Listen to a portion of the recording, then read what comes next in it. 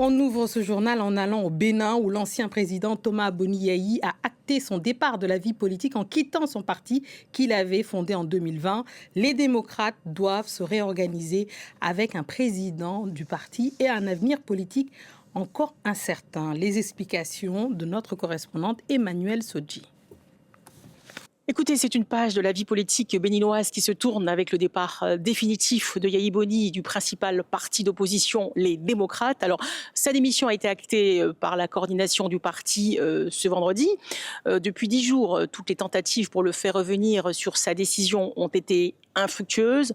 Yayi Boni évoque des raisons de santé pour justifier sa démission dans une lettre qu'il a écrite début mars. Alors, depuis ce vendredi, c'est l'actuel vice-président Éric Ndete qui assure l'intérim et durant cette période, vous avez la présidentielle le 12 avril prochain.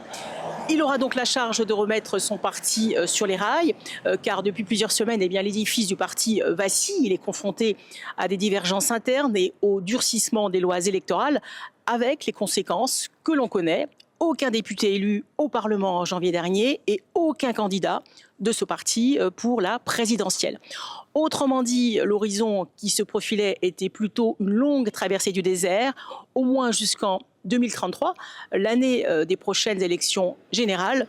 Toutefois, ce qu'on observe, c'est que cette démission ouvre un nouveau chapitre, celui de la flexibilité. Les démocrates ont annoncé ce vendredi que pour la présidentielle, le parti est ouvert à la discussion avec les candidats de l'opposition dite modérée, les FCBE, et avec ceux de la mouvance présidentielle. Le parti Les démocrates chercherait-il à jouer le rôle d'arbitre?